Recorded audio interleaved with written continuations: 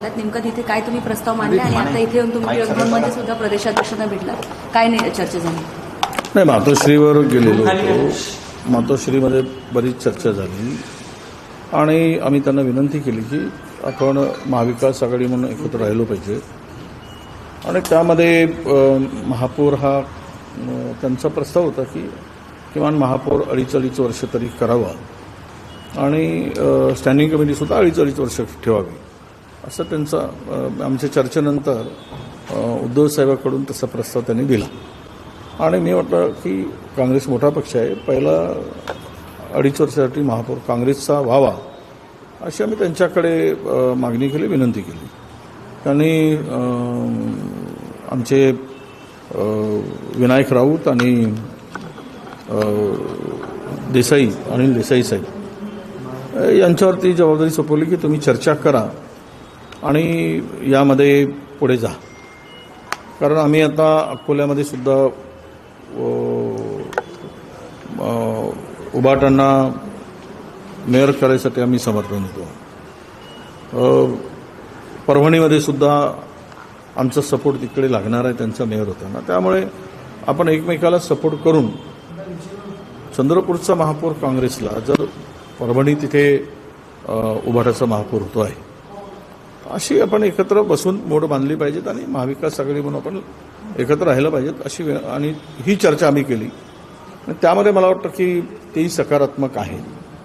आणि राहिला विषय पहिल्यांदा कोणाला द्यायचा, तर यावर प्रदेशाध्यक्षांशी आमची चर्चा झाली आणि ते उद्धवजींशी चर्चा करून त्यांना करणार आहेत. आणि पहिल्यांदा महापौर पहिल्या याच्यात 2.5 वर्षासाठी काँग्रेसचा आपण सहमती द्यावी, काँग्रेसचा करण्यासाठी सपोर्ट करावा अशी ते त्याबरोबर चर्चा करून निर्णय घेणार आहेत. आणि मला वाटतं की यामध्ये कुठेही अडचण येईल असं मला वाटत नाही. आणि मी उद्धवजींशी आणि प्रदेशाध्यक्षांशी चर्चा केल्यानंतर तिथे आम्हाला महाविकास आघाडी म्हणून महापौर, स्टँडिंग कमिटी, डेप्युटी मेयर, उपमहापौर ही सगळी पदं महाविकास आघाडीकडे राहिली पाहिजेत आणि त्या प्रस्तावावर अत्यंत सकारात्मक तोडगा निघेल, मार्ग निघेल आणि ते होईल असा मला विश्वास. तुम्ही म्हणताय तोडगा निघेल, मात्र आज किशोर जोरगेवार म्हणतात की आमचा महापौर बसेल आणि करेक्ट कार्यक्रमाची चर्चा आहे. असं हे किशोर जोरगेवार काय म्हणतील ते म्हणावंच लागतं. परंतु सत्य परिस्थिती अशी आहे की किशोर जोरगेवारांच्याकडे महापौर होण्यासाठी ज्या लोकांची मदत ते घेऊ पाहत आहेत ते उभाटांचे आहेत, ते काही शिंदे साहेबांचे नाही. काँग्रेसचा एक गट आमच्या त्यामुळे ते मग हवेत ते तोंडाच्या वाफा काढत आहेत असं जर म्हणत असेल तर ते तोंडाच्या वाफा आहेत, वाफच काढणं आहे त्याला. लागतं काय वाफा काढायला? किशोर जोरगेवारांना हे बोलत असताना त्यांच्या जिभेला हाळ नाही हे आता सिद्ध झालं आहे. काँग्रेसचा एक गट आहे, काँग्रेसचा गट किशोर जोरगेवारासारखे 100 मेले तरी काँग्रेसचा गट जोरगेवारबरोबर जाईल काय? काहीतरी हवेमध्ये तीर मारतात. त्यामुळे या गोष्टीमध्ये सत्य नाही, तथ्य नाही. काँग्रेस एकत्र आहे, ठीक आहे. आपसात काही गोष्टी होतात, पदावरून होतात, पण आम्ही त्यावरही मार्ग काढण्याचा निर्णय प्रदेशाध्यक्षांनी आम्ही ठरवला आहे आणि ते प्रदेशाध्यक्ष त्या संदर्भात आपला निर्णय जाहीर करणार आहे.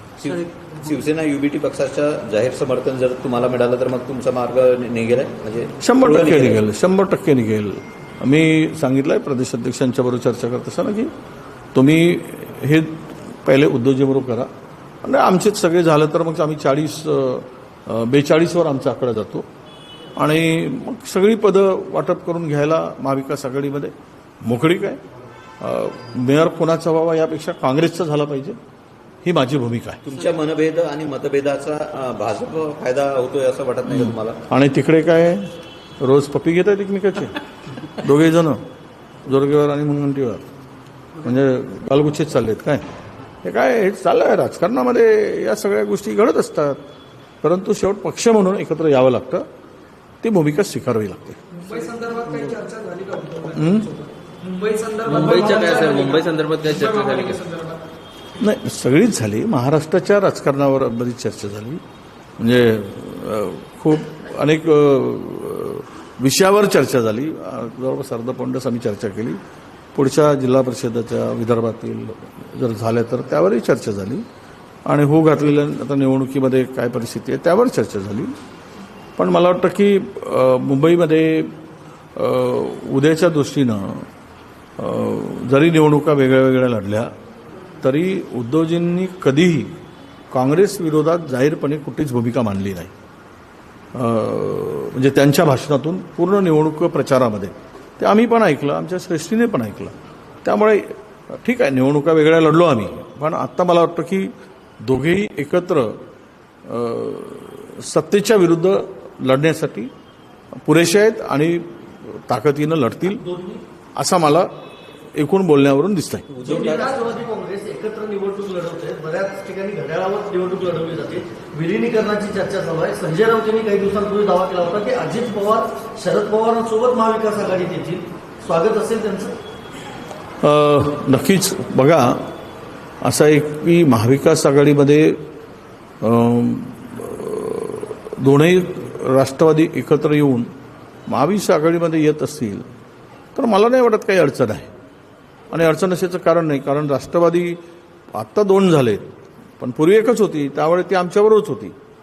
आता ते जर सत्तेमध्ये आहेत आणि सत्ता सोडून बाहेर पडत असतील आणि हिंमत दाखवत असतील तर त्यांच्या हिमतीला आमचा सलाम आहे.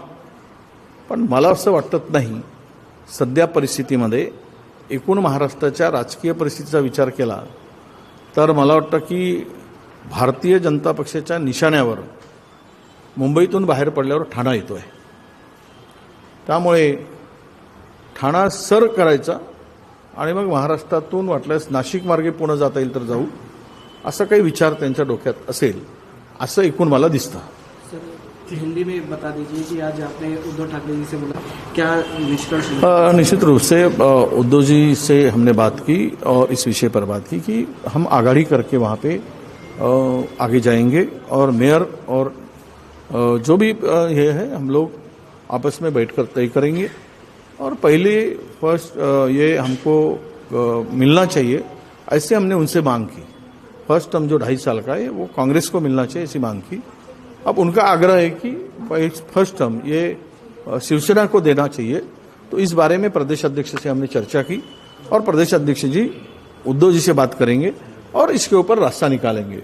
चाहे उनका मेयर बने या हमारा बने, महाविकास आघाड़ी का बने, ये हमारी मंशा है और इसके लिए हमने अधिकार प्रदेश अध्यक्ष जी को दिया है. मुंबई को लेकर क्या जो है बातचीत हुई है, उसके ऊपर क्या उन्होंने कहा है? नहीं, मुंबई को लेकर देखिए क्लियर बात है कि कॉरपोरेशन के चुनाव में उद्धव जी ने कभी कांग्रेस के ऊपर कोई टिप्पणी नहीं की पूरे भाषण के अंदर.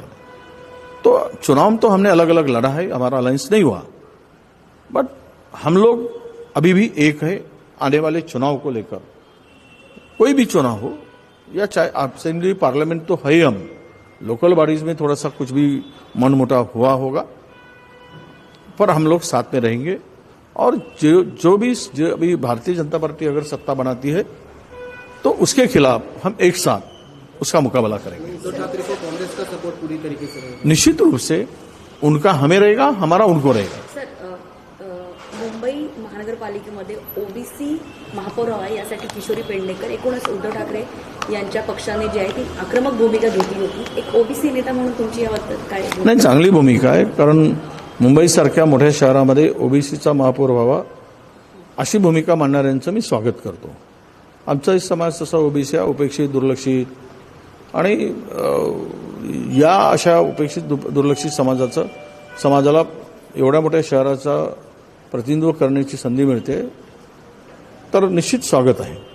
परंतु आज तरी काय परिस्थिती आहे तर त्यावरून भारतीय जनता पक्षाला सुद्धा ते आमचा DNA वगैरे ओबीसी सांगणाऱ्यांना सुद्धा आमची विनंती आहे की जर तुमची सत्ता स्थापन झाली तर तिथला महापौर हा ओबीसी तुम्ही केला पाहिजेत, ओबीसीला न्याय दिला पाहिजे, ही त्यामागची आमची भूमिका असणार आहे. शिंदे गटाने आणि भाजपने आतापर्यंत अजून गट नोंदणी जी आहे कोकण भवनामध्ये अजूनही केली नाही, वारंवार वेळ नाही, दडवली. अनेक ठिकाणी झालेली नाही, खूप ठिकाणी काही ठिकाणी झालेली ते आहे ना. प्रोग्राम लागल्यानंतर निवडणुकीचा तेव्हा सुद्धा करता येतं, त्याला काही बंधन नाहीत की निकाल लागल्याबरोबरच केलं पाहिजे.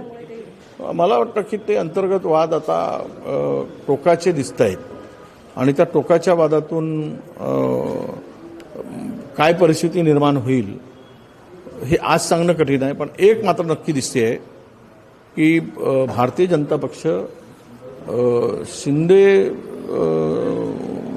म्हणजे शिवसेनेला शिंदे साहेबांच्या ते स्टँडिंग कमिटी किंवा महापौर देण्याची त्यांची तयारी दिसत नाही असा एकूण सूर दिसतो आहे. तो त्यांचा अंतर्गत प्रश्न आहे, कुणाला काय द्यावं, पण हा सूर मात्र दिसतो आहे. त्यामुळे शिवसेना ही शिंदेजींची शिवसेना ही नाराज आहे आणि त्या नाराजीतून काय नाट्य घडतं हे येणारा काळ सांगेल. पण एक आहे की या स्थानिक स्वराज्य संस्थांच्या निवडणुकामधून राजकारणाचं मोठ्या प्रमाणात ध्रुवीकरण होताना आम्हाला दिसते आहे आणि कदाचित भारतीय जनता पक्षाचा कॉन्फिडन्स जो वाढतो आहे तो हे सांगतो आहे की कदाचित बिडलपण घेऊन आपलं बहुमत सिद्ध करावं अशी पण परिस्थिती ते निर्माण करतील. तर अर्थात जर तरच्या गोष्टी आहेत, पण तसा पण अंदाज त्यांच्या किंवा सूर त्यांच्याकडून त्या निघतो आहे. मध्यंतरी निवडणुकाला पुढे जाऊन आपलं बहुमत करावं इतका कॉन्फिडन्स भारतीय जनता पक्षाचा या निवडणुकीमध्ये वाढलेला मला दिसतो आहे आणि त्यामुळं एकेका सोबत असलेल्या सरदारांचे सुपे बरखास्त करायचे आणि आपली गादी मजबूत करायची, हे सगळं पद्धतशीरपणे चाललेलं आहे. सगळं काही आलबेल आहे असं दिसत नाही. फक्त स्फोटक परिस्थिती निर्माण होईल अशी दोघांची ताकद नाही असलेल्या सत्तेंची. जे देतील त्या मर्जीवर जगणं हा एकमेवच पर्याय या दोघांच्याकडे आहे. त्यातून काय पुढे येईल महाराष्ट्रात, पण निश्चित काहीतरी तुम्हाला बदल किंवा काहीतरी वातावरणामध्ये या सगळ्या पॉलिटिकल सिच्युएशनमध्ये स्फोटक परिस्थिती निर्माण झाल्याचं तुम्हाला बघायला मिळेल. थँक्यू. थँक्यू.